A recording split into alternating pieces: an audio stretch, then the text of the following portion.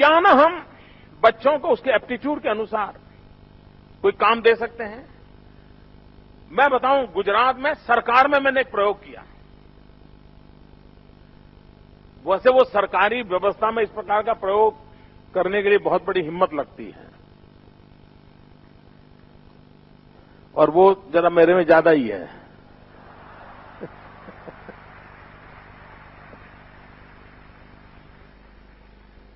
सरकार में पद्धति क्या होती है, हर अफसर ऊपर से नीचे तक और नीचे से ऊपर तक जो निर्धारित काम है उसी के दायरे में अपना अपना सोचता रहता है, करता रहता है, और धीरे धीरे वो रोबोट जैसा हो जाता है। उसको मालूम है कि दिन में 6 फाइल आने वाली है, ऐसा ऐसा कर रहा है, तो सब मालूम होता है उसको। कोई ज्यादा हमने एक छोटा प्रयोग किया। हमने अफसरों के लिए कार्यक्रम बनाया, स्वांतः सुखाय। सरकारी कामकाज के अलावा उसके मन को जो आनंद दे, ऐसा एक काम वो चुने और वो करे।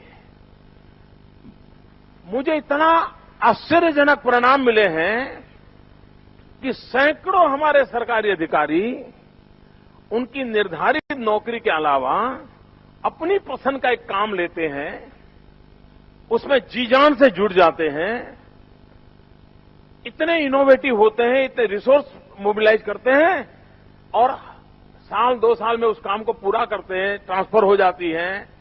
ट्रांसफर होने के बाद भी अपने यार, रिश्तेदार, दोस्त आते हैं तो वहां जरूर जाते हैं। देखो, मैं जब यहां कलेक्टर था तो मैंने ये काम किया था। उसको इतना संतोष मिलता है जीवन का, उसके एप्टीट्यूड के अनुकूल उसको एक अवसर दिया जाए। अगर इतनी जड़बे सलाख सरकारी व्यवस्था में ये हो सकता है तो शिक्षा में तो आसानी से हो सकता है, ये मेरा मत है।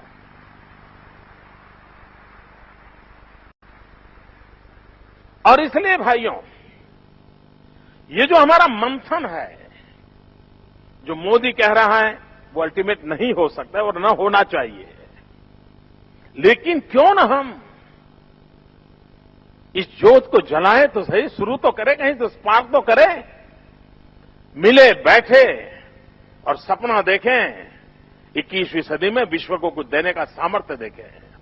और एक बात निश्चित है, लोग कहते हैं 21वीं सदी हिंदुस्तान की सदी। अब 21वीं सदी हिंदुस्तान की सदी, क्या मतलब क्या भाई? कुछ तो बोलो, डिफाइन करो, कैसे, क्या? लेकिन अगर हम पुरातन काल में देखें, जब जब मानव जात ज्ञान युग में जी रही थी, हर हमेश हिंदुस्तान ने मानव जात का नेतृत्व किया था। 21वीं सदी भी नॉलेज की सदी है, ज्ञान की सदी है, और 21वीं सदी अगर नॉलेज की सदी है तो हम लोग उसमें काफी कुछ कंट्रीब्यूट कर सकते हैं। हमने लीड करना चाहिए। दूसरा, हमारा पॉजिटिव ताकत हमारी यह है